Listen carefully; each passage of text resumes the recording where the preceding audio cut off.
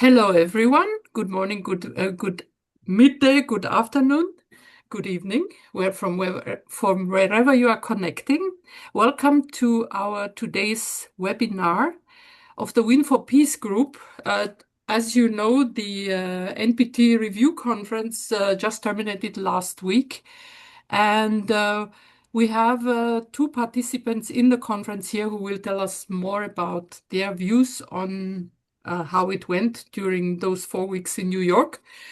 Before we start, I would like to introduce you to Win for Peace. Who is Win for Peace? What do we do? Wait a moment. Can you see my screen?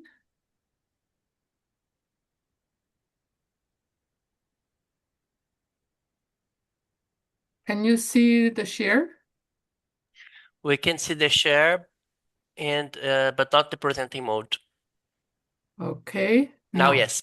Okay. So before we start, you need to know what is Win for Peace. And here's the announcement for today's call. So I'm the leader of this group, which was founded in 2023 to bring more women into the four subject areas of nuclear non-proliferation, safeguards, export controls, and disarmament.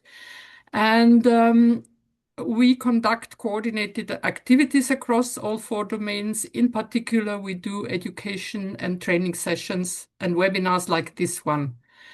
Membership is open to all WIN Global members. We currently have 30 members from 4 continents. Here are some photos of our members. And we have 2 supporters. One is the Vienna Center for Disarmament and Non-Proliferation, the VCDNP, and the second one is the UN Office for Disarmament Affairs at Vienna. I'm sure both organizations will be familiar to you. So I have mentioned our webinars and hybrid events. So they're mostly, they're mostly online, but we also, when we can, we host the hybrid events.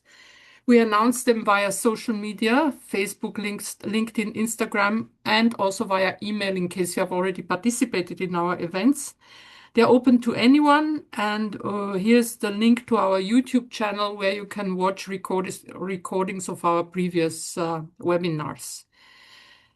In 23 to 24, we had webinars on non-proliferation regime basics, on safeguards, nuclear export controls, on Iran's nuclear program, on the AQ Khan network, and on nuclear disarmament.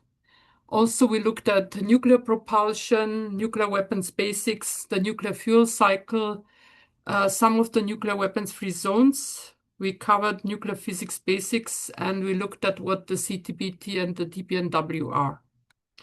In 2025, we looked at how the IAEA is developing new equipment for verification activities. We also, one of our members from Cameroon spoke to us about how safeguards are implemented in Cameroon. That's a SQP state with an additional protocol in force. We also looked at the UAE's transition from SQP to full scope safeguards. We had some non-technical webinars, and we also had somebody from Chalk River Laboratories talking to us about their decommissioning and liquid waste storage project. And last not least, a very inspiring webinar, Voices of Diplomacy Wisdom from Two Generations. That was the last one last year. We also have joint webinars with our sister group, Women in Innovation, on emerging technologies which are relevant to the nuclear field. So we had a general introduction last September and AI and digital twins in October, and we are planning to hold further sessions. You can follow us on LinkedIn and also on Facebook, so please join us. So let me stop sharing now. And we have Ariel who will moderate today's session. Ariel is one of our young members, and allow me to introduce Ariel to you. So Ariel, her name is Pantitra Pupapantakan, a little bit complex for me. She holds an MA in Non-Proliferation and Terrorism Studies from the Middlebury Institute of International Studies, where her thesis examined AI-integrated nuclear deterrence in the US-China strategic behavior and perception. She's an alumna of the Nuclear Scholar Initiative at the CSIS Project on Nuclear Issues, PONI, and was previously at James Martin Center for Non-Proliferation Studies, CNS, as a graduate research assistant and visiting scholar, where she serves as an IAEA Marie Sklodowska-Curie Fellow. Ariel has held many prestigious research fellowships at, for example, NEREC KAIST, CENES CTBTO, the Pacific Forum, and an oral history project participant with the Stanley Center. Ariel's research focuses on nuclear non-proliferation and the intersection of emerging technologies with nuclear risk, perception, and decision-making. Her work examines how trust, strategic behavior, and international cooperation are shaped in technologically mediated environments. Her areas of expertise include technology and conflict, nuclear threat perception, bargaining of decision theory, and human-machine relation. Additionally, she was selected to serve as chair of the NPT simulation class led by Dr. William C. Potter. So I couldn't think of a better moderator for this session than Ariel. Ariel, the floor is yours, and you will also welcome and introduce our two speakers. Thank you. Hi, Eva. Thank you. That's way too long. I am absolutely nobody, and I'm such an honor to be here with two of our most esteemed guests today to talk about the most recent just ended the RefCon, the NPT RefCon. So please let me introduce first Manuel Herrera and then Leonardo Bandera, if I'm pronouncing your name correctly. Okay. So Dr. Manuel Herrera is a senior policy fellow at BASIC. He's a program manager of the Non-Proliferation and Disarmament Program and the project manager of the Nuclear Non-Proliferation Treaty NPT Monitor Project. So we will learn more about that soon. Previously, Manuel was a research fellow in the Multilateralism and Global Governance Program at IAEA in Rome, where he co-managed IAEA's activities within the EU NPDC, that's EU Non-Proliferation and Disarmament Consortia. And so really excited to have you here. And then the next guest, we also have Dr. Leonardo Bandera, who is a senior researcher at the Institute for Peace and Development, INEF in Germany, working on nuclear verification, disarmament, and non-proliferation as part of the Westford Tech Center for Integrated Interdisciplinary Verification Research, funded by the German Ministry of Research, Technology, and Space. He's also a director of the Middle East Treaty Organization, MITO. Thank you so much for joining us. Thank you so much for your time. I imagine it's been like quite a week and perhaps a little bit of a jet lag event. So thank you very much for joining us. I am going to give the floor first to Manuel and then Leonardo. For the participants, if you have questions, you can note it down and write it down also in the chat, and I'm more than happy to read it out for you as well. So Manuel, would really excited to learn about your experience and your work at BASIC in relation to the NPT as well. So the floor is yours. Many thanks, Ariel, for the introductions, and many thanks also to Eva and for Women in Nuclear for inviting me to this webinar. First, let me start with a little bit of what's the work that we perform at BASIC in terms of our connection and in the connection of our work with the NPT and NPT diplomacy, more generally speaking. Basically, in BASIC and inside my specific program, which is the Non-Proliferation Design Program, we have quite a set of several projects devoted to the NPT. as an international legal instrument, the main one being right now the NPT Monitor, the Nuclear Non-Proliferation Treaty Monitor, which actually what tries to do, or what is, or what we are our aim to do, is to try to see the degree of implementation of the treaty by state parties. So far, the NPT Monitor has already been published, and later on I can share with all of you the link to the monitor. But so far, the NPT Monitor focuses on the 5 nuclear weapon states, as a test mode for seeing the reliability of this tool. Basically, what we are using as a benchmark in order to assess implementation is the text of the treaty. That means the legal obligations that all state parties that are party to the treaty are obliged to implement, basically. And then what we do is to link those specific legal obligations with commitments adopted in the context of the NPT review conferences. In this case, as we know, the last review conference that adopted a final document and adopted specific commitments for forward-looking commitments was the 2010 NPT review conference, and we are using the 2010 action plan as a, let's say, a base in order to use to assess the implementation of the treaty by state parties. The way we do is like we identify each one of the actions in the 2010 action plan. And then what we use is primary sources or official positions from the state parties, in this case from the 5 nuclear weapon states, in order to assess how these countries consider themselves to be implementing those specific actions of the 2010 action plan, and in consequence their obligation, the way they understand the way that they are implementing their obligations in the context of the treaty.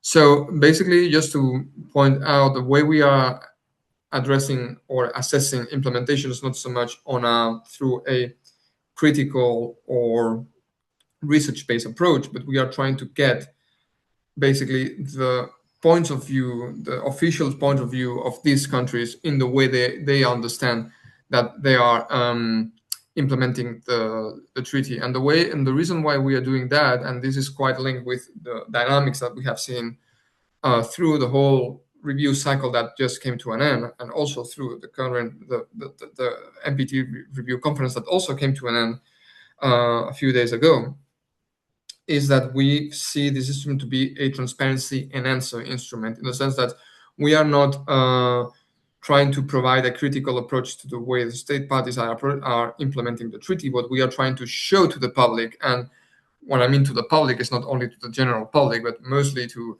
the expert community in the context of the NPT. I'm talking about diplomats, I'm talking about researchers, think tankers, etc., etc. What we are trying to provide to all this community is the exact point of view, the exact perception that these countries have vis-a-vis how they are implementing the treaty, plus the data sources, the references that support that specific point of view, so that the rest of the community can better understand the way these countries understand or perceive implementation of the treaty. And we think that this is quite a useful exercise in order to enhance transparency, because one of the things that we are really aiming to do here is like putting forward data, putting forward information that can be used by other delegations to better understand how to communicate with their peers. If they better understand how to communicate with peers with what these countries conceive that they are doing in order to implement the treaty, a more fluid, in theory, a more fluid and better dialogue can have between the different state parties of the treaty. Also, another thing that this instrument aims to do is like to help those delegations, to help those state parties that actually have quite limited resources, both human and financial, in order to prepare their own positions and to engage in the context of the NPT RevCon and the whole review cycle, because we know that there are countries with very big delegations. We always talk about the US, China, Russia, etc. But we are also quite aware that there are countries with very limited delegations when they go to the NPT, and that's something sometimes problematic for those delegations, very small delegations, to actually check all the documents. What we are doing here is to provide them a source, a website with a very clear, concise, straightforward summary of each one of the actions and how each one of the state parties in this case, the nuclear weapon states, have been implementing these actions.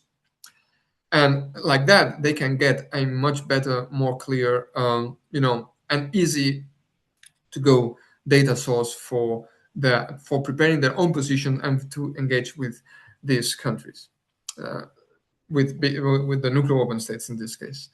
The other project that we are also conducting in the context of the NPT, although it's not so much related to the NPT directly, but to some extent we can say that can also be related with the NPT. And also it's inside this aim to be a transparency enhancer. Again, this has been the leitmotif of the whole review cycle, transparency and accountability. Basically, this has been the two buzzwords, through a whole review cycle. So the other project is nuclear transparency inventory that, despite addressing specific transparency practices by nuclear weapon states, it does not only focus on nuclear weapon states recognized by the NPT, but also on the whole range of nuclear weapons or the nuclear arms possessors. And this is also something that we think that can be useful in the context of the NPT, because the NPT, sometimes we talk about this, and this is something that has been raised by a couple of delegations during this review cycle. Like, we try to always, or state parties to the treaty try always to contain the NPT, to make it, that the conversations that take place in the context of the NPT are not affected by worldwide events. And sometimes my reply to that is that, okay, good try, because the NPT does not exist in a vacuum. Everything that happens outside the NPT, everything that happens in the international system, will have an impact on the NPT directly or indirectly, that either we like it or not. And that's something that NUTRI can actually help a lot, trying to better understand the transparency practices by nuclear arms possessors. If NPT state parties are able to get a better grasp of those through the set of categories that we have built up for nuclear transparency, then they can bring that conversation about the things that happen outside the treaty to the conversations inside the treaty. And I think that that's also one of the added values of this specific project, beyond the fact also to discuss arms control aspect or arms development aspect, which to some quite weird extent sometimes is not fully discussed in the NPT, because it does not fall inside the official three pillars. And we can have a full conversation about whether they are unofficial pillars in the context of the treaty. And the final project that we also worked on, but that project is coming to an end, or it's really coming to an end right now because the NPT REFCON has already finished, was a project funded by FCDO, by the UK government, on trying to look for path venues for the best outcome document in the context of REFCON. Unfortunately, all our efforts in the context of that treaty have not materialized, although I think that project was, in the context of that project did not materialize, although I think that project was quite useful to first put on the table very good proactive initiatives to be incorporated in the final document. And, we can discuss about, the final document, the different drafts of the final document later during our conversations. And in any case, despite the fact that we don't have a successful, and that's why I do this, because we could have also a conversation about how to define success in the context of the NPT REFCON, despite not having a officially successful NPT review conference, by not having the publication of an outcome document. I think that many good initiatives were put forward thanks to this project on the agenda. And on the agenda of conversations and discussions, and that's quite an added value for my colleagues that implement that project, for Alice Spillman and Matthew Harwood. They did quite a wonderful job on that front, and I think that should be also we should also recognize the effort and the work performed during that project, that it's coming to an end. So those would be basically the projects that we are conducting right now in my program vis-a-vis the NPT. Of course, we are always open to more projects on the NPT, and we are still looking for those. But as you know, based on the results of the outcome of the review conference, we will not have a new PrepCom till 2 years from now. So I think that also now it's time to sit down, reflect a little bit, what's the kind of work that we actually want to perform in the context of the NPT, or what kind of work or what's the scope of the work that we can perform in the context of the NPT, before the next PrepCon. I will leave it here for the time being, but I mean, I think that I just raised some specific points that will just come out in the conversation later. So giving back the floor to you, Ariel. Many thanks. Thank you. These are really interesting work, and I completely agree with you. By the training that I have with Dr. Potter, I mean it's my obligation also to put a quote on what's a success in terms of like the NPT context, and also there's many hidden pillars at the NPT that's also I think most of the times are for the civil societies and at the site events as well that those are being addressed. And so these are wonderful initiative, many things to talk about, but right now I would like to give the floor to Leonardo.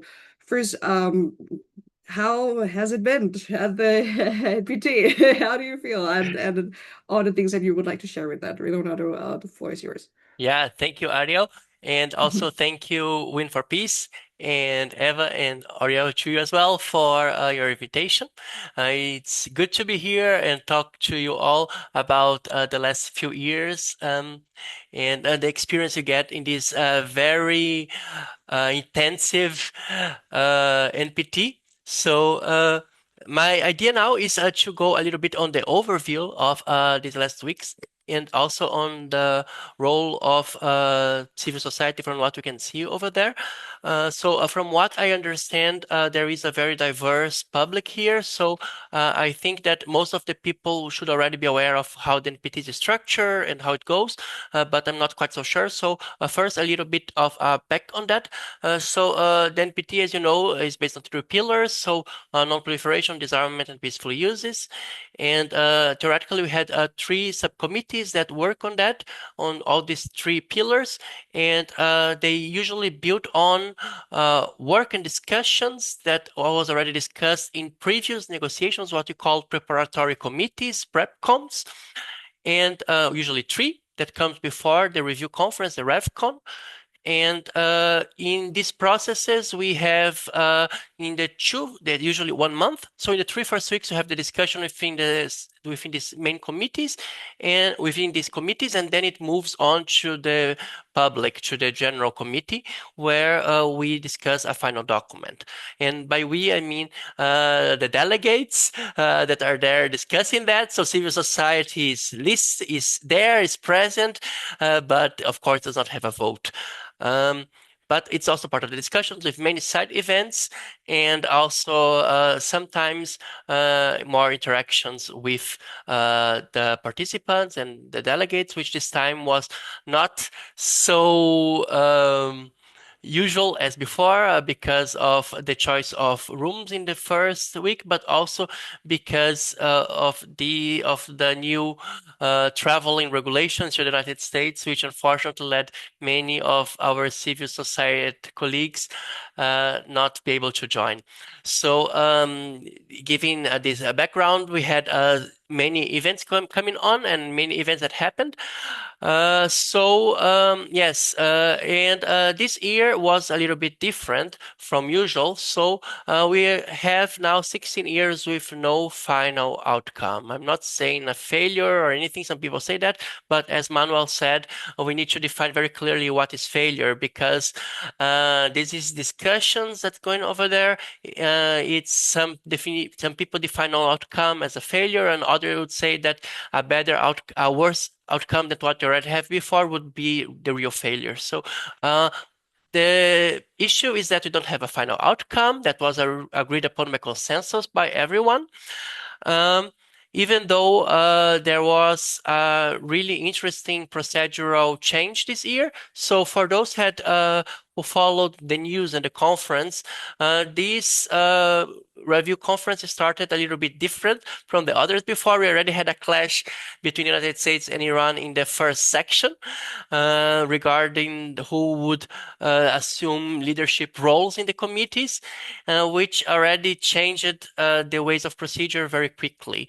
The president of the conference, Ambassador Viet from Vietnam, took a very interesting leadership role in that, and also trying to change from problems to solutions. So basically, he built on what's already happening in other forums that we have, like for example, the Biological Weapons Convention, when you have a document very early on, and he tried to do the same. So instead of having a document on the last week based on reports from the three committees, what he did is he already started with what he called a zero draft in the second week on Wednesday.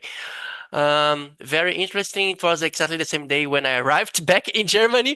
But you see lots of expectations in these first weeks, in this first week and a half, and then it was also it helped to keep the discussion more focused.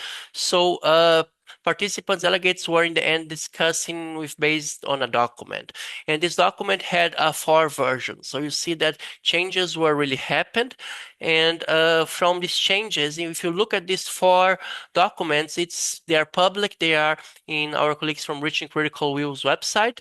And you can see like more or less the flow of the discussions that we had between the delegations, that it was changed from a more descriptive and explanatory document to a more decisive document, which still would show a minimum consensus. So this is one important point to highlight. The document, even in its first version, was pretty much closer to a minimum consensus what we would have had in 2022. That's the last review process. And even that was not enough. So in the end, we had a decision not to put that by vote, which I think, and that's my opinion, that's also a very wise move from ambassador, because it avoided signaling out specific countries.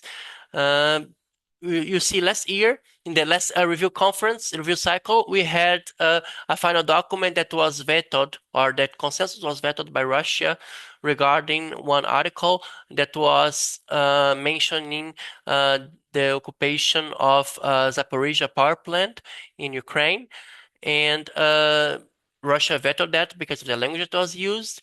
And in this time, there will be 2 options. So there was one specific article, and if you look at the documents, it's a bracketed article. So it's 15 from the last draft document, so under brackets, which was a reference to non-compliance with safeguards. And this was a mention to Iran. So basically, we had 2 options over there. Either one country would block that would be Iran, or another country would block that would be the United States. So he did not say that, but I'm saying that because if you read that, that's the conclusions that you can have. And in either case, the document would not be accepted. This is like one point, but there were also other points talking with people from other delegations. There were also other points that were not so pacified. So we had in this document issues like the progress on disarmament, like they mentioned to the TPNW, that's the Treaty on the Prohibition of Nuclear Weapons, like the issue of transparency and reporting, like the issue of nuclear submarines, that were also not pacified among other countries with the language. So it means that like other countries, and I'm talking here about other delegations that are not these 2 that I mentioned, would not have blocked the consensus, but would not be entirely happy about that. So in the end, the alternative for that, let's say that the United States and Iran would be okay with taking out this bracketed article. In the end, we still have a final document that would be approved, but with which countries would not be fully happy about. So this would be another alternative scenario in an alternative world where we have a final document, but then would be the question, so how better would be this document in relation to others? So the NPT history is a history of successes, but also of failures. So and also of things in between. I would say most of the things are actually in between. So we had 3, since the expansion in 1995, we had 3 documents, basically 2 documents, sorry, that provided pathways for the future. One is in the year of 2000 with their 13 practical steps for nuclear disarmament, and the other one was the 64 points from 2010. That is the basis of Manuel's project that he just mentioned, so the NPT monitor. And we had, besides that, 2005, 2015, 2022, and now 2026 with no final document. The question is as well, issues were discussed and progress was made, but not necessarily in there. So one other thing that I go on that and I wish to point out is that we had also progress that were related in other creation of other institutions as well in this meantime. So in this meantime, even though we didn't see the progress in the NPT itself, we also saw, for example, other successes that are apart from NPT but contribute to NPT's goals. Like, for example, the New START, for example, which does not exist anymore, was a development. The JCPOA, the agreement with Iran, was another development. Now we have also the November conference. That's the conference on the negotiation of weapons of mass destruction free zone in the Middle East since 2019, which is also going on. We also had the Treaty on the Prohibition of Nuclear Weapons, which is also meeting. We have now the review conference coming on. So even despite the non-lack of consensus in that, we see that some institutional arrangements in the broader global nuclear order are still working and are still being created. So we still have innovations. We still have the nuclear free zones that are expanding. So we still have a whole regime. So sometimes we lose this perspective when we focus only on one treaty. The usual definition of this treaty is the cornerstone of the nuclear order, but not the single piece of the nuclear order. So that's also one point that's important to highlight, that we have other pieces that are moving.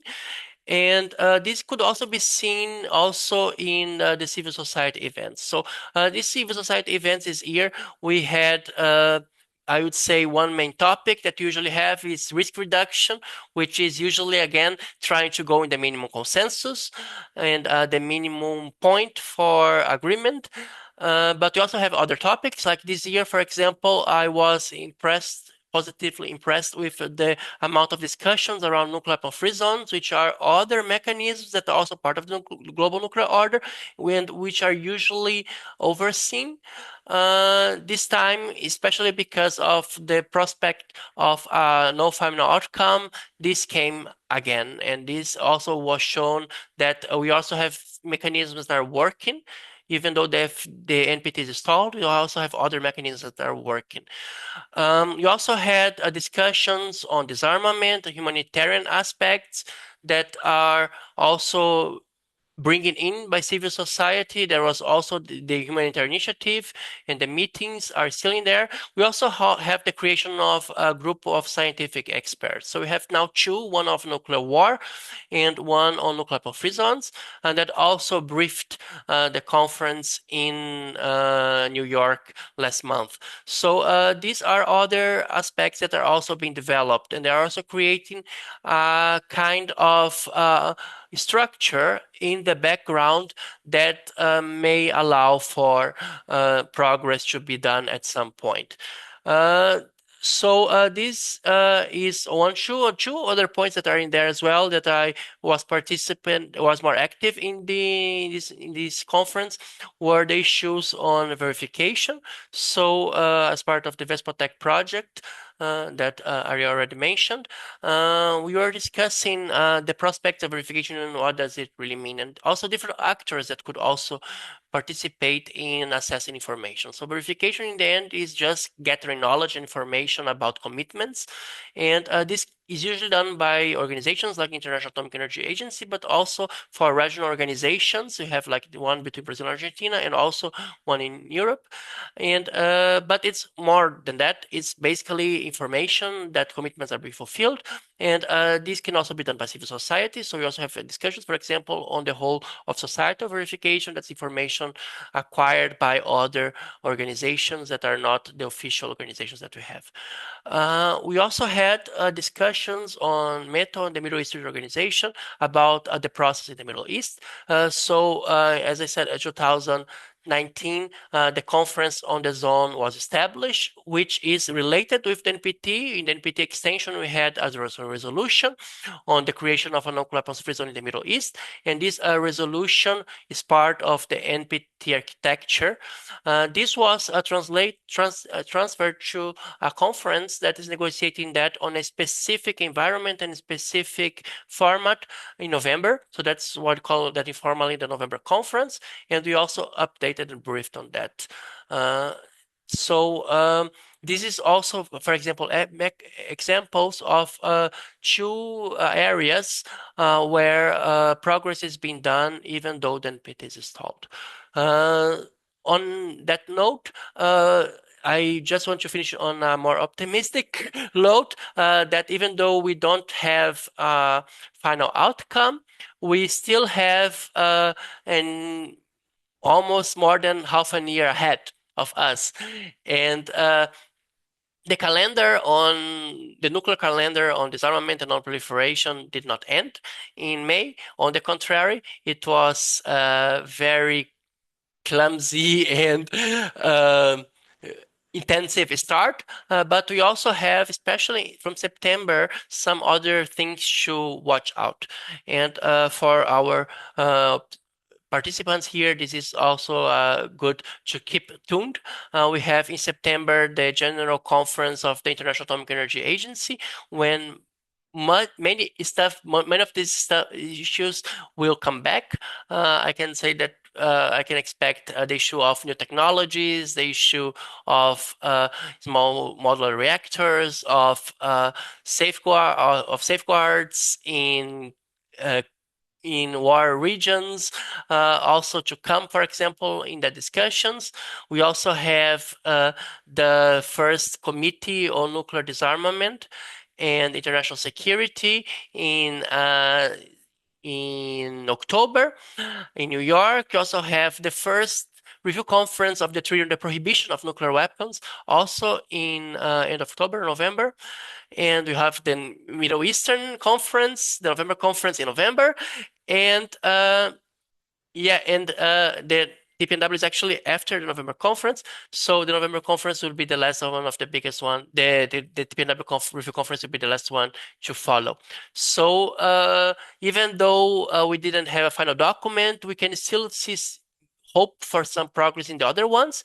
Usually when one arena, that's also one process that sometimes you see in international politics, that when we don't have progress in one arena, sometimes this lack of progress is compensated with progress on others. So this could be like an optimist note for these other meetings that we have. And also may they also help to prepare a better ground for 2028 when we have the first PrepCom in Vienna for the new cycle. Thank you. Thank you so much, Leonardo. That's really great. Many of our participants also have slightly a little bit more of a technical background. So I think the fact that you had explained fuller pictures of the history of the NPT, that's greatly helpful, and also love the optimistic notes. And I agree that it's not just it's one piece over another, right? We have to look at everything as a little bit of interconnected and the structure of relationships and all this nuclear global order and whatnot. Okay, so just to remind our participant, please feel free to leave me the questions and I will make sure to communicate that to our panelist. But for now, I have questions for both of you, but for Menno first.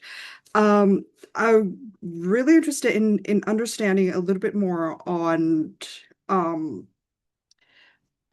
the result, if I may, of how how does the 5 states are doing? Because you were you were explaining that you were measuring, you were trying to explain what did they understand about their commitment and what they actually follow through. Do you think that there are kind of interpreted things in ways that just slightly a little bit more favor to them or something? Like how has that been? And also what kind of feedback has you been getting on these projects? Is there any particular things that you might want to add onto that as you've been working on that? Yeah.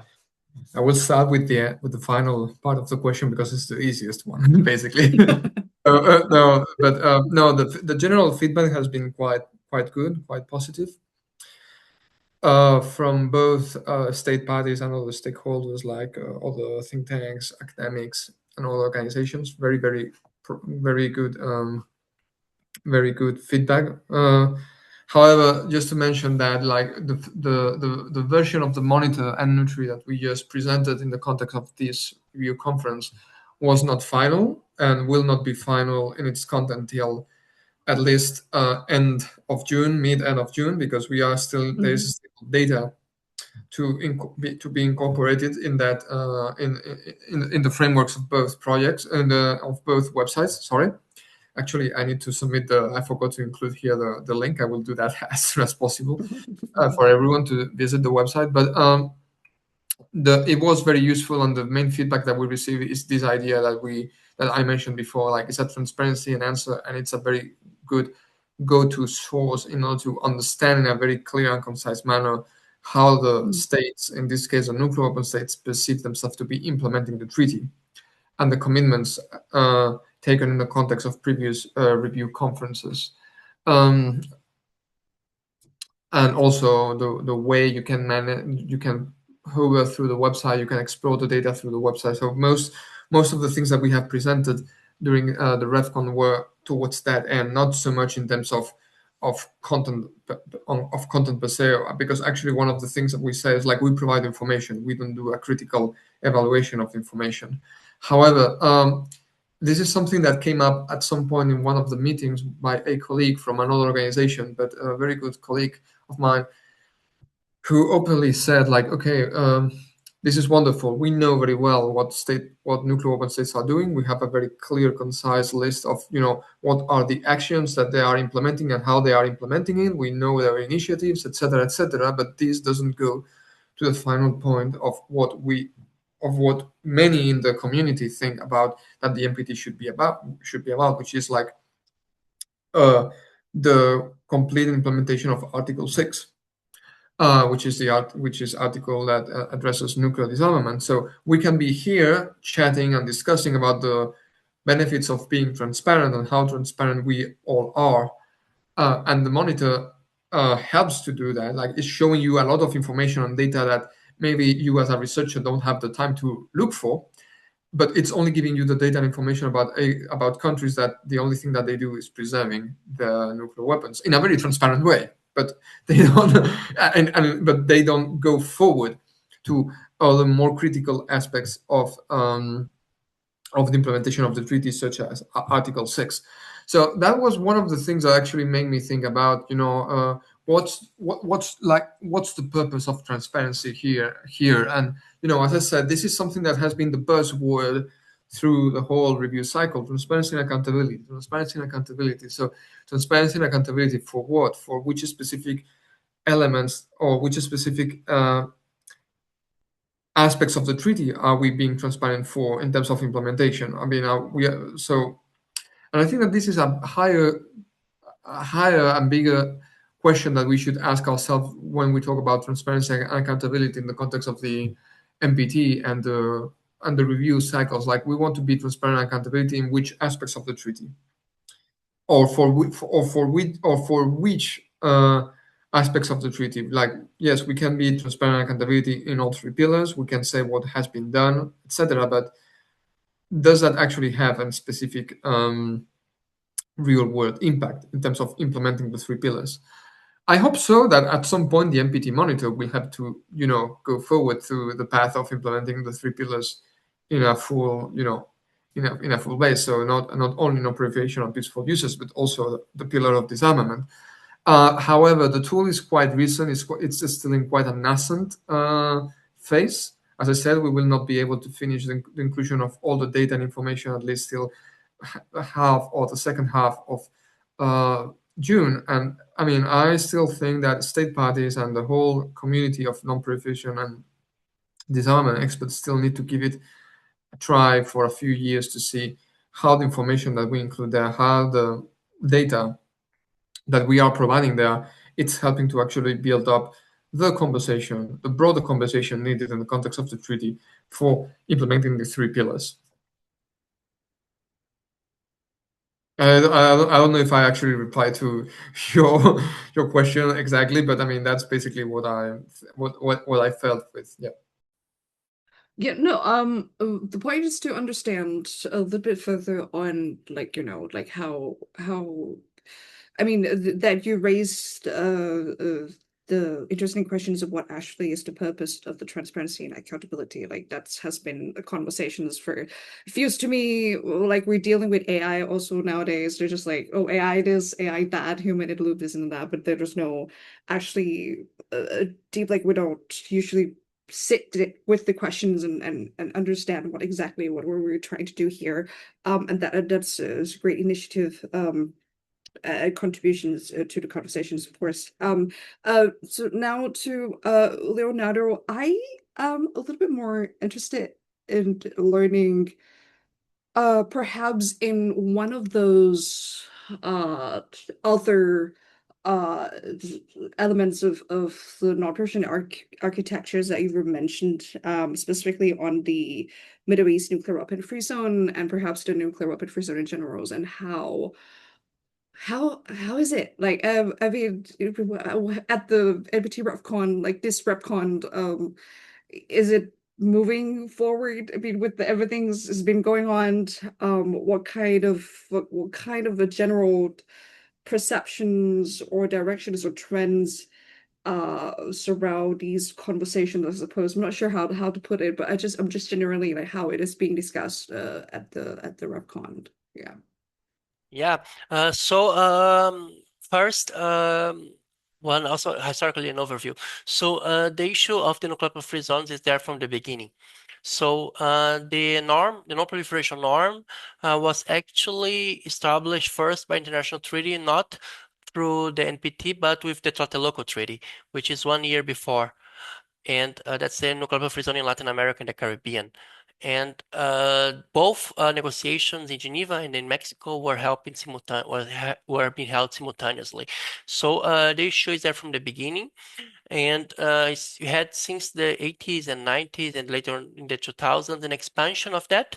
We have now five nuclear free zones in inhabited areas. So Latin America and the Caribbean, we have South Pacific, Central Asia, Africa, and Southeast Asia, and also the Mongolian.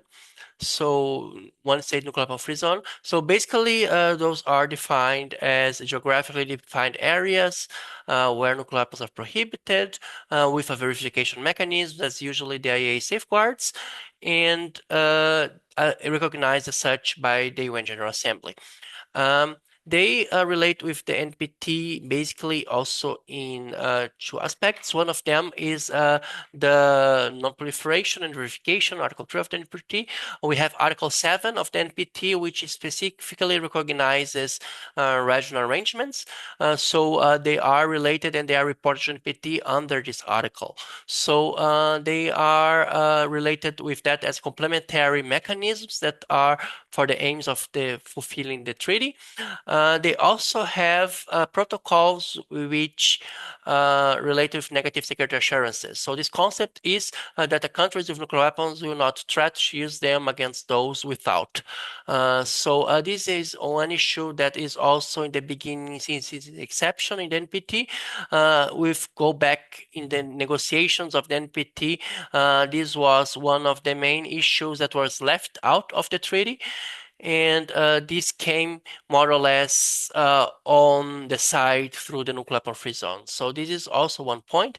And the issue of the Middle East specifically, this is important because this is one of the negotiation and because on the conference that expanded and extended NPT indefinitely in 1995, there were many issues under discussions.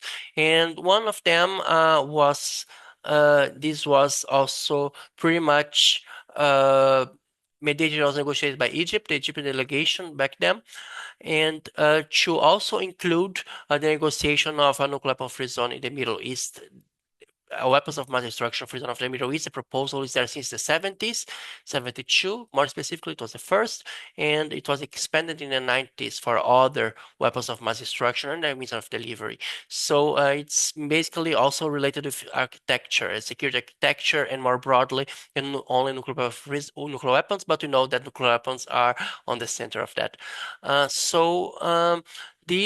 was a resolution together with the package that expanded NPT that called for this negotiation. So since then, it's also implicitly and explicitly related with the NPT process.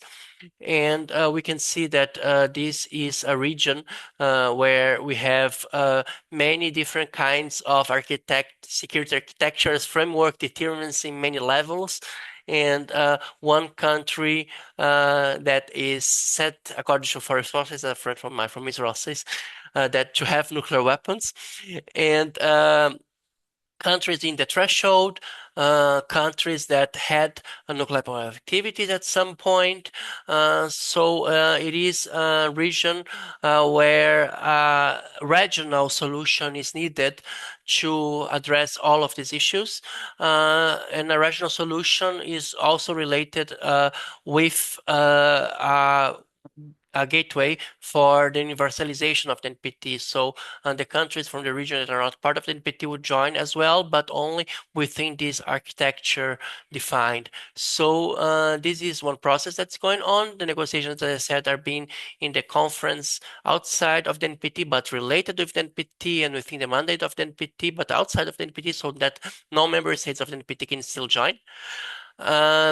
It's been done under the auspice of the UN General Assembly mandate, and their idea is that when the zone is negotiated, that they would come. So nuclear weapons have different kinds of ways as well, different approaches. In Africa, for example, the negotiations were started. The treaty was almost done without South Africa, and then when South Africa joined, it went very quickly. So this is one model. Also in Latin America, we had countries, Brazil, Argentina, and Chile, adhere to the local with reservations that were only withdrawn in the 1994, and Cuba only joined in 2003. So we had this as also as parallel ways through which the objectives of the NPT are being achieved as well. And this is one thing that was very clear in this one. So my guess is that since there was not many prospects of the NPT, people and also people assuming the worst, that the treaty will collapse at some point, then they would already looking of what would be left.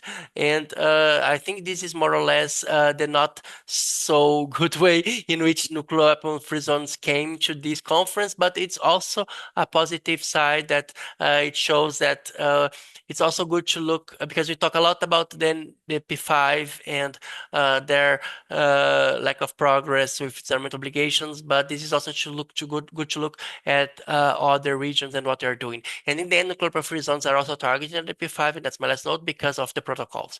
So this is also one point to push of the rectification of these protocols, so that countries would have even less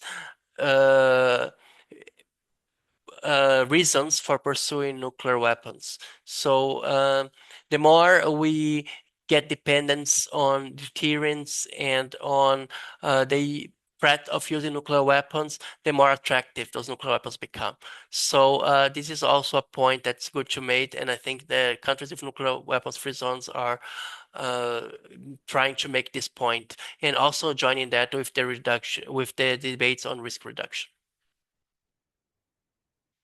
Thank you. That's a really great comprehensive way to understand the roles, or for some, because sometimes it's for people who might not have the extensive background in these issues, might wonder, well, you're not going to get a nuclear weapons anyway, why even bothers come together and Yeah, like getting all these things. But I feel if anything's nuclear weapon free zones are much understudied, and yeah, yes, personal notes, I'm also my oral history project is going to be related to nuclear weapon free zone. I'm really excited about good.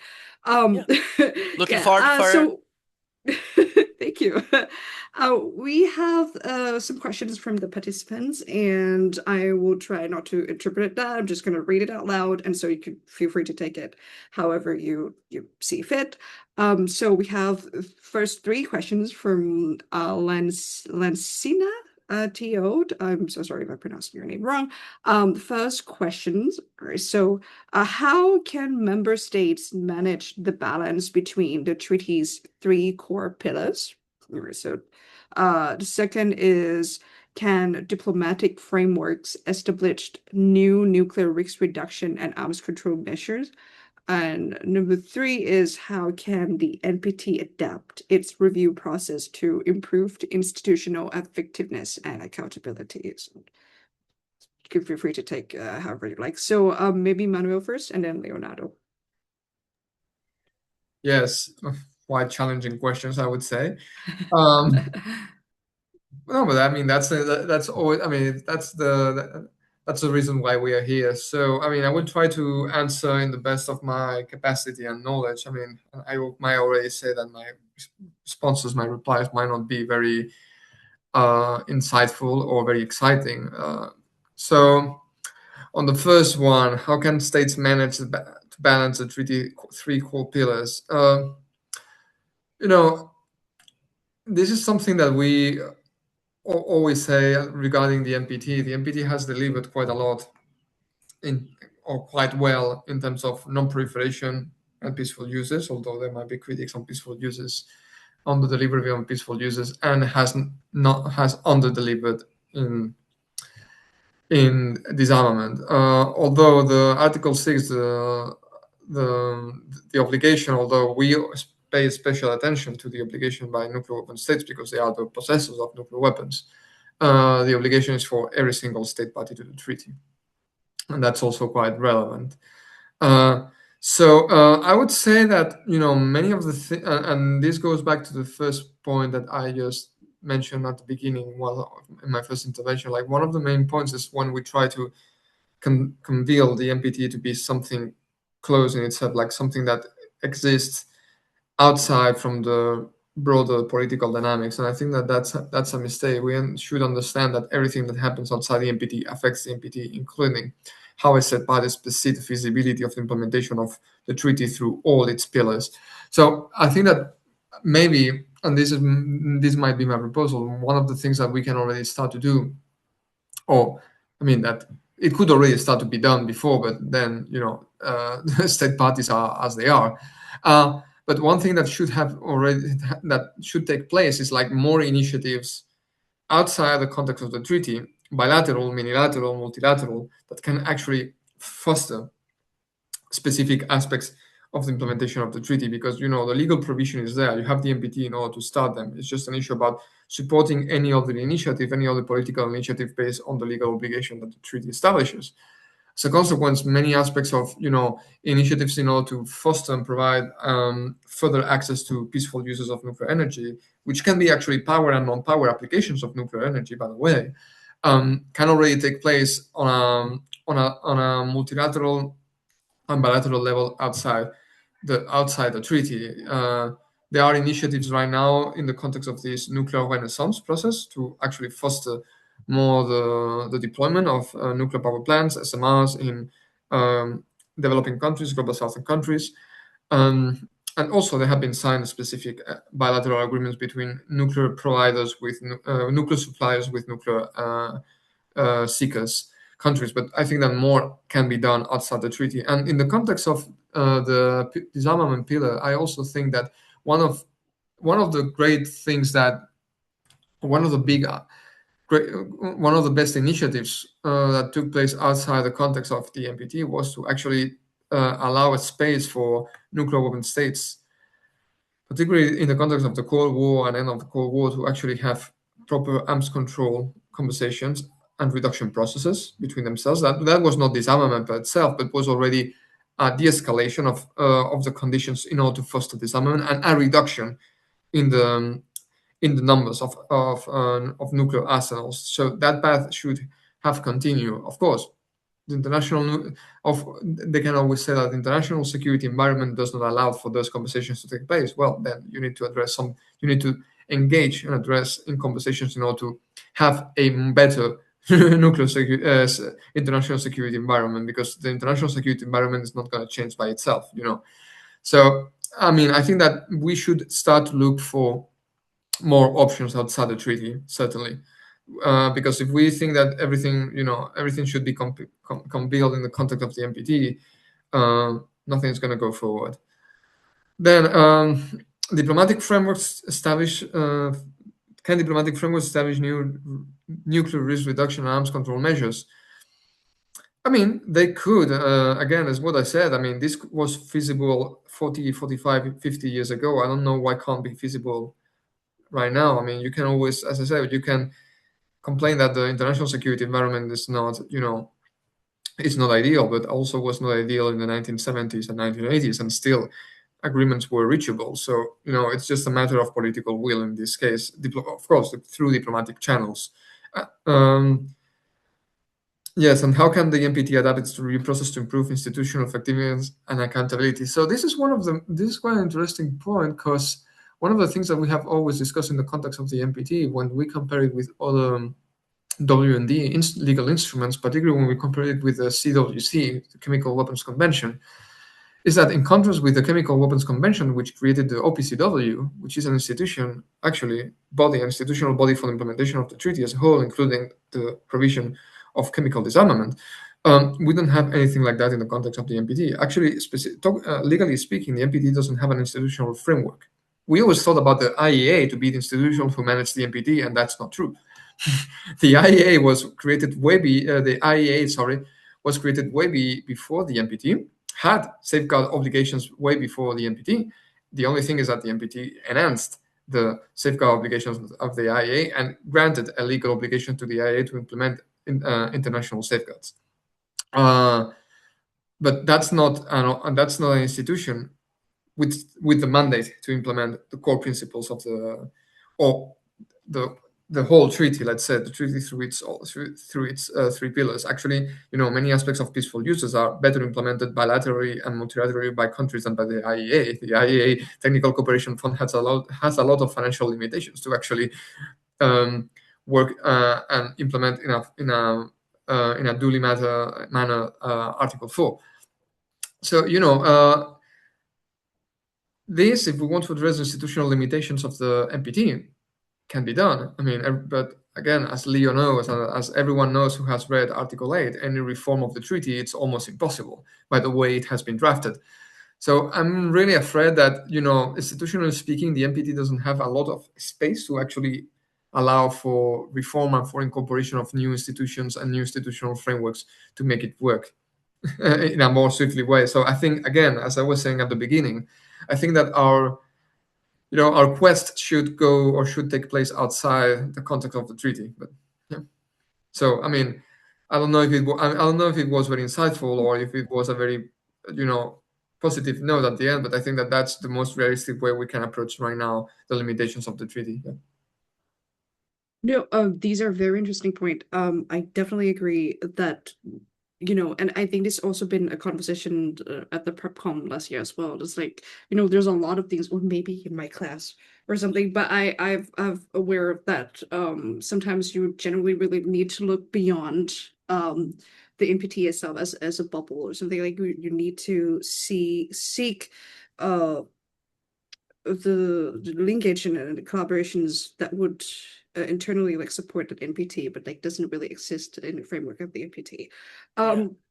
Now, Leonardo, how about you? These three questions, how you feel? I'm going very quickly on that. So good to hear from you, Lancina. That good that you are online watching for us as well.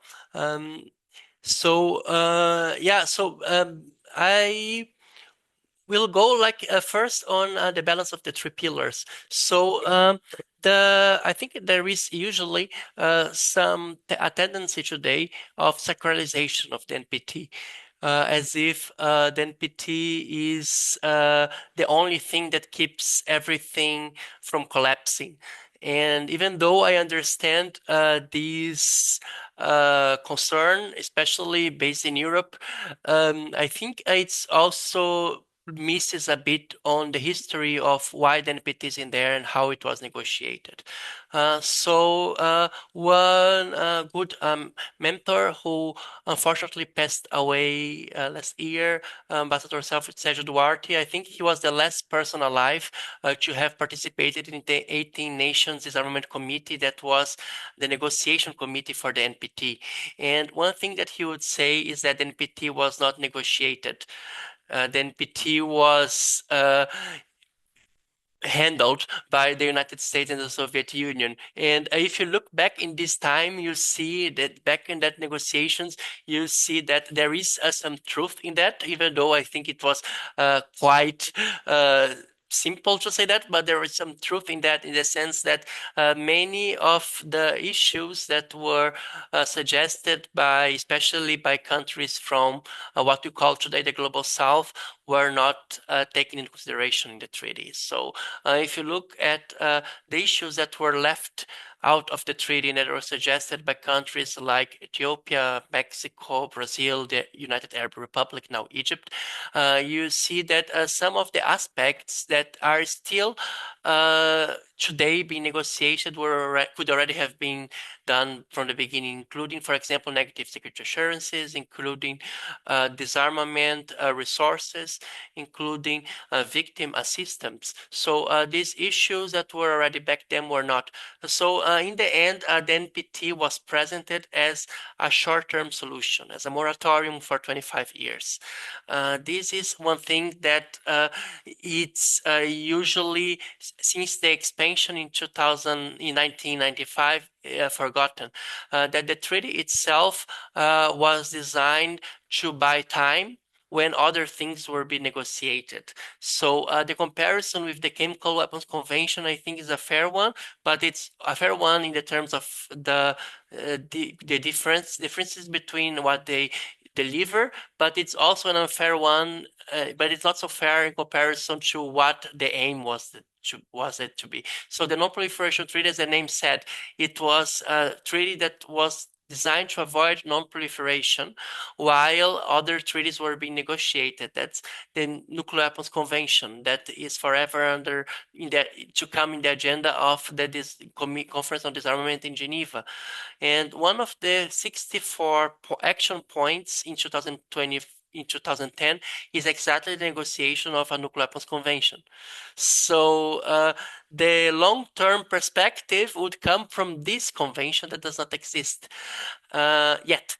This long-term is important because the long-term vision that is envisioned in the NPT is a world with no nuclear weapons in countries' hands at least, where access of peaceful nuclear technology is ensured under the supervision of the one international oversight agency. So this vision is already in there, and this is what should be pursued. So I think when we look at the nuclear order, we tend to focus too much on the milestones and not on the goals. The NPT, in my view, is a milestone. So it's an important milestone that we should protect for now, but it's a milestone that we need to overcome at some point. So we had like the friend of my colleague in this project, they call that the nuclear eternity. That's from concept from Benoit Pelopida, and this is one of the side effects of the extension of the NPT, that nuclear weapons are deemed as something that would last forever and that are kept this way. In the end, I think this is a question of balance. So like if the whole point of that is an unexpected bargains. So if you want non-proliferation, you have to pursue disarmament and you have to grant access to peaceful nuclear energy. If one thing is not pursued or selectively, then the whole thing will collapse. And instead of having the room for a nuclear weapons convention that would ensure future where everyone is in a better place, you would have maybe another scenario in which everything collapses and we just have increased nuclear risks and we are all doomed with what we know what a nuclear winter would bring. So these are the options, and I think it's good. It's important to make these options clear. So we have like risks, existential risks, systemic risks associated with these toys that we developed, and we need a resilience tool to avoid these toys should be played. How we are going to do that is up to the states to decide that. But I mean, in the end, that's also I think is also good to look at the whole system, because when you focus and one thing as in the end goal and one milestone as being more important than the others, and one milestone as being the end goal, we forgot about what the end goal in the end is. And this is also relation with adapting the review process. I think it's possible. I think a revision with peer review and the definition of a draft treaty maybe already in the prep comms. So we already start the RefCom with a draft treaty, with a draft outcome from the start would also be useful. But I think, as I said, so the best way to go after is to implement what's already in there. And what is already in there and what is already decided is that we need to overcome the NPT at some point. So, yeah, I finish with that. Thank you. This is such conversations about the history of the NPT and the intention behind it and whatnot. I think it's something that you can talk for like hours, and I feel like it's also something often people who are not quite fully aware of the history of how it came about understood quite clearly and just understand that this is the entirety of how the world could actually avoid the doomsday. But yes, like both of you have mentioned, like this is something that need to be addressed and I need to be fully understand better. Okay, now I have 3 questions left, and I would like to go with Simena's Terlaria. I'm so sorry. First, and then I will take Vicky's question together with Natalia's. But right now, let's do so the question is, due to the current geopolitical climate and the difficulty to arrive to a consensus, do you believe the NPT is still capable of fulfilling its original objectives, or does the regime require structural reform? So Manuel, you first, and then Leonardo. Sure. Just for everyone, I just shared the website of the NPT monitor in the chat for you to go Great, through it. thank you. Yeah, because if not, I was going to forget about it. So, I mean, yeah, the easiest question would be a structural reform for sure. The question would be how we can actually achieve that reform.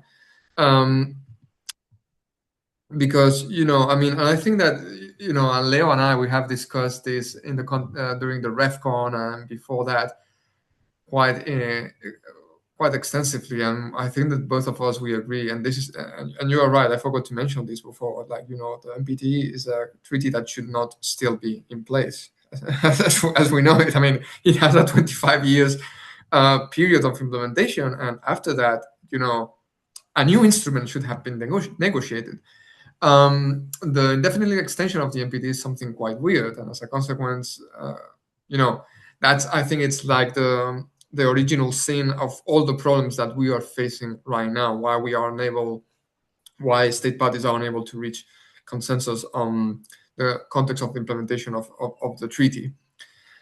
Yes, the regime requires structural reforms, but I don't know exactly how those structural reforms might take place, or through which way can them take place. I mean, Leo mentioned quite openly, like, we should discuss or should be negotiated a nuclear weapons convention. We don't know if it's going to be negotiated or when. There are also other elements of the conversations, discussions that should take place in the context of the Conference on Disarmament, the First Committee, and they are all paralyzed because again, assuming that the current geopolitical situation is very, inoperative, but also there are many other issues, political, that don't allow for conversations to go forward. So, I mean, I would tend to agree. Yes, we need the structural reform, but I don't foresee right now any way that we can approach a structural reform specifically in the context of nuclear weapons or the nuclear weapons regime or the nuclear non-proliferation regime without addressing broader conversations about, what's the kind of security environment that states and great powers, yes, great powers, middle powers want to have for the years to come? Through which means do they want to actually arrange disputes, or arrange or address disputes, or what are the elements that they want to have or to want to put forward on the table that would be the ruling elements of the future of the international system as a whole. So we are coming here to very basic questions that go to the basics about what kind of international system and what kind of international security environment do states want. Because right now, based on how the situation is, like many of the basic elements that we thought that were mm, built up after the Second World War are being challenged, are being put into question, or are just being destroyed without alternatives. Either we address those specific elements before, which are foundational elements of how we want the international system to be in the decades to come, in order to establish some kind of stable and ruling order for international relations, or we will not be able to address any other more specific issues, not let alone nuclear weapons issues. So I think that we should come out from our mindsets of nuclear non-proliferation experts a little bit and see the broader picture about everything is crumbling. What are the alternatives that states want to put forward for the future of the international system, and how to rule it? So yeah, how to order it better. So yeah, that would be my reply. Leonardo. I think, Yeah. yeah, I You think got a question? no. Oh, sorry.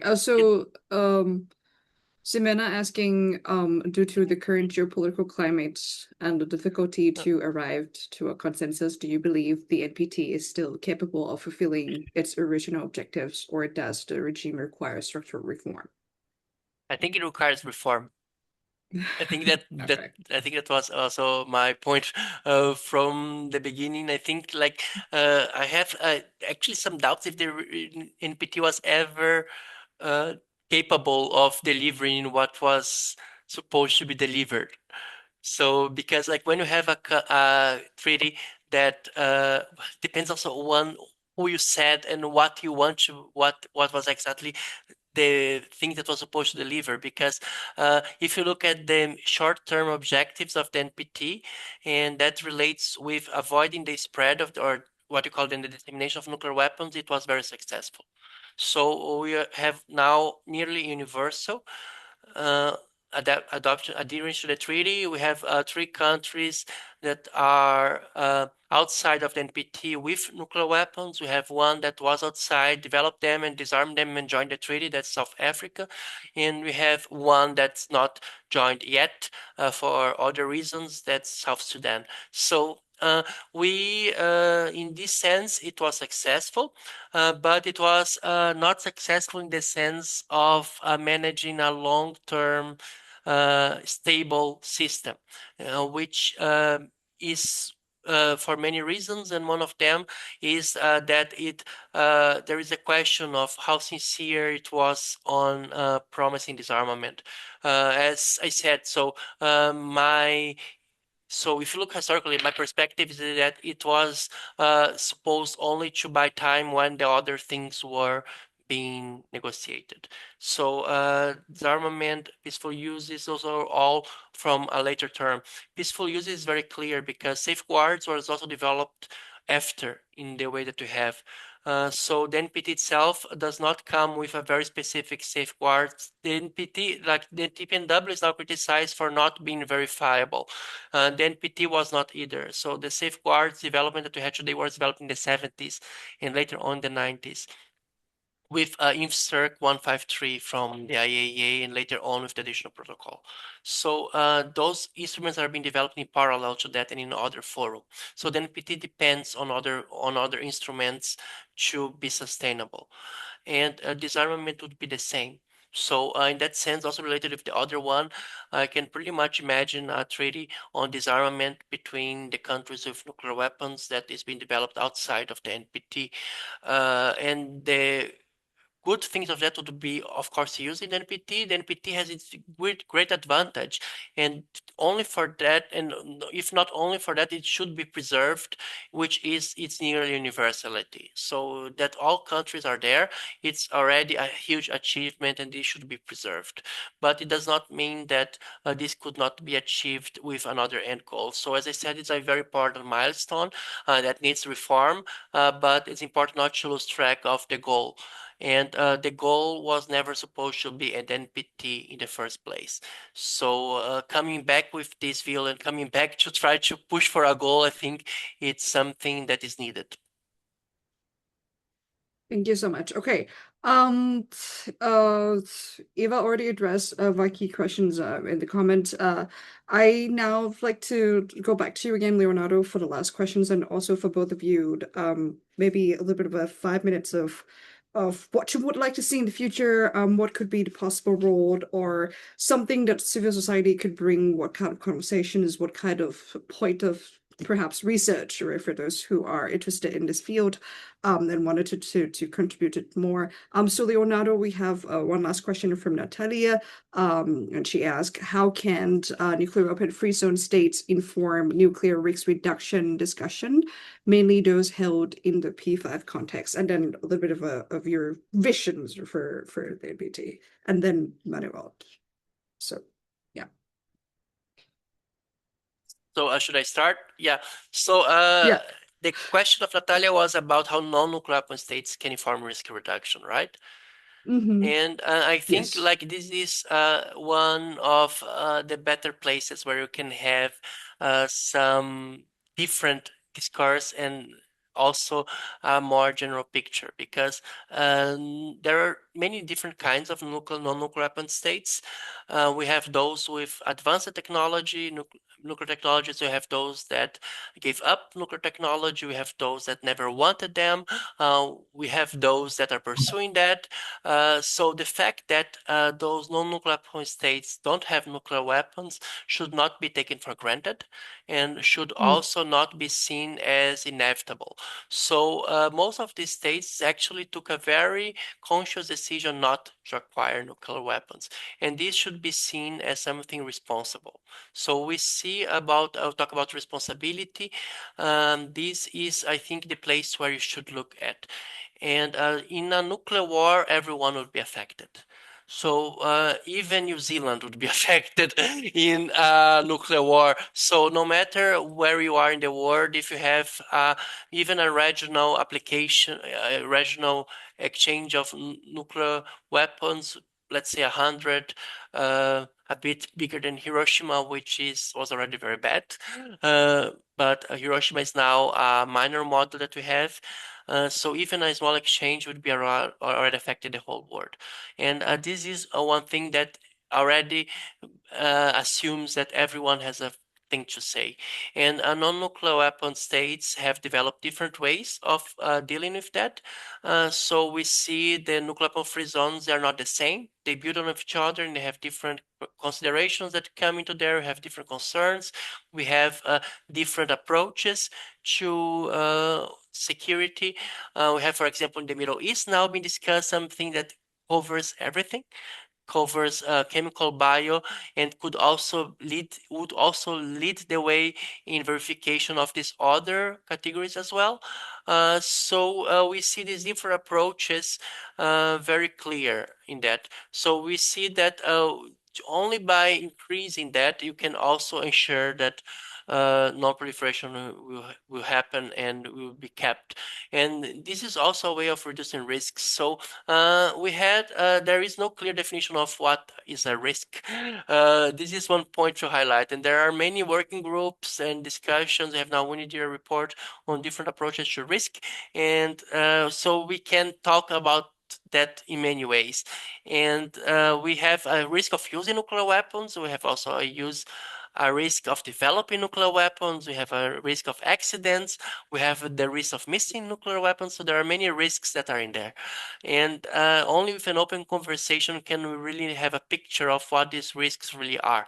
So only by that they should be, if not only by that, they should also be integrated, but also like with the different perspectives. Because in the end, if you don't include those without nuclear weapons, you are also giving a hidden message that they could only be included if they get nuclear weapons. So it's also a proliferation incentive. This is one thing that it was already back then in the idea of non-proliferation, and that sometimes is forgotten, especially by those who have nuclear weapons and who hold them. And inclusivity of that.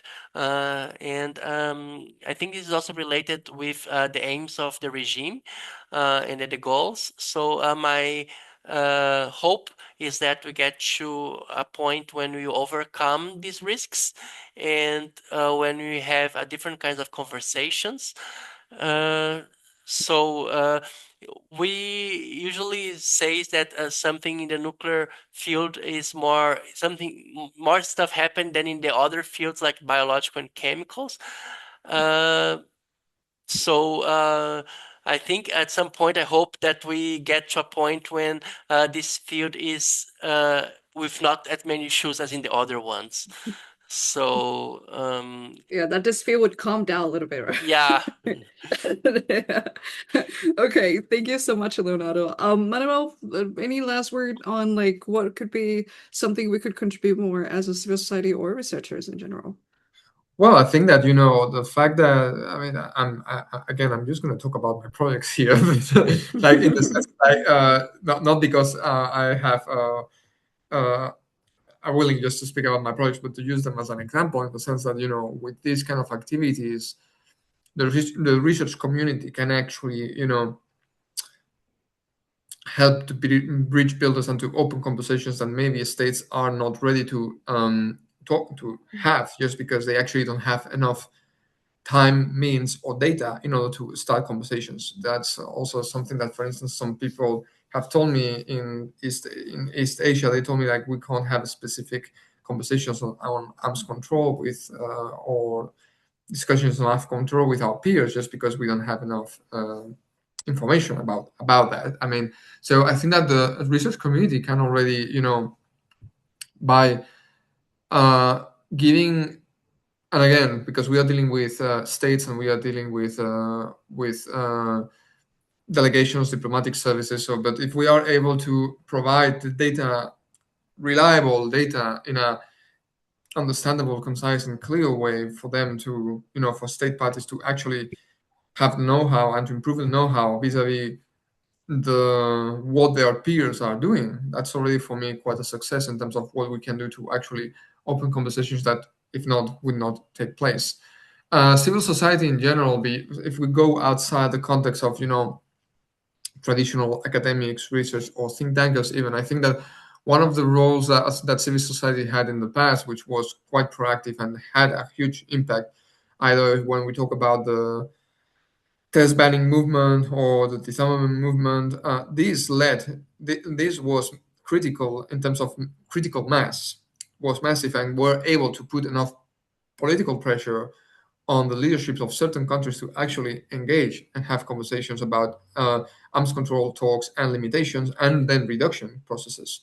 So I think that one of the things that maybe civil society has lost is this kind of campaigning. I don't recall to see the same amount of campaigning vis-a-vis banning nuclear tests right now than when it was in the 1950s. Thank God nuclear tests are not taking place as they were taking place in the 1950s or 60s, thank God. So some improvement has taken place there. But I think that from the civil society point of view, I think a more active, more engaging, more political pressuring approach can actually deliver much better results. Of course, depending on societies, we know that open democratic societies that might have a better chance of success than in those who actually don't have civil society as such. So that would be my take about what we can actually do. And the researchers, we need to provide insightful research data and information that can actually be used by states for purposes of actually engaging in a more proactive way. And civil society should actually be more belligerent regarding some specific issues on these specific issues and matters. Maybe Thank you like so one much. lesson Just civil yeah. society, because one thing that I also came is like going back to the metal work. One of the things that was behind this process in this organization, how it came to be, is the hosting of track 1.5 and track 2 negotiations with people from the region and also people from external, especially experts as well, on trying to look for ways on how to imagine a zone. And this is one process that is not the only reason, but it played a role in the decision to create the November conference right now. And there was a negotiation, for example, of a draft treaty that can also be used as inspiration for the negotiations that are being on. So, and this is one thing that is also happening. So the idea of the Comprehensive Test Ban Treaty was also pretty much very well informed by civil society, as Manuel said. So we had some also ideas of articles and of technologies that could be incorporated in the end were. And also we have a campaign that is still there called Abolition 2000, which was the idea of creating a nuclear weapons convention by the year of 2000. So it did not happen, but the idea was already there, and they also have draft treaties or models of how this convention would look like. And this was also submitted by Costa Rica sometimes to the RevCon as a working paper. So the idea of civil society is to also try to anticipate possible outcomes and try to push of alternatives to show that they are possible, also providing technical expertise. So we see that most of the delegations that we have are from diplomats that are not expert on the topic. Sometimes they, especially in smaller delegations, they have a huge portfolio of lots of things to cover. So this is also where academia and also think tanks and also interested people can just come and also provide their support. It's much needed. So we have the time and also the skills and the tools to look beyond what is in the short term interest of a country to help looking and pursuing what is medium and long term. In this sense, civil society is important, and also like with that include all civil society, not only of democratic countries or open countries. Sometimes you also need this backdoor with other countries as well. And also sometimes the ideas or innovation can come from where it's not so much expected. So this is also one push of perspectives also from other countries from the global south, for example, that are very important. And we see, like, for example, in the TPNW as an example, that many countries that push for that are not the obvious countries. So this is also like one thing also to keep in mind. Thank you. Thank you both of you for your time. And this is one of the best discussions I've had. And thank you so much for your insights. It's valuable for all the participants. This is one of the best conversations you could learn, or the two experts you can learn from in this area. So thank you so much for your time. Thank you everybody for participating. I think Eva ran away now. I'm not sure, but let me do the honor. I'm still here. I'm Oh, still she's here. Sorry. I just need to run off to Sorry. another meeting. So anyway, this has been a really insightful conversation, giving us a lot of background information about what the MPT really is about and how it came to be. Some of the things I was not aware about. Anyway, let's hope that the future will be bright and that not more states will get out of the treaty and will stick to their non-proliferation commitments and non-acquisition of nuclear weapons, and that the disarmament process is also going to be initiated and continued. Currently, there's not much prospect for that, but let's be optimistic, like everybody else has been on this on this team.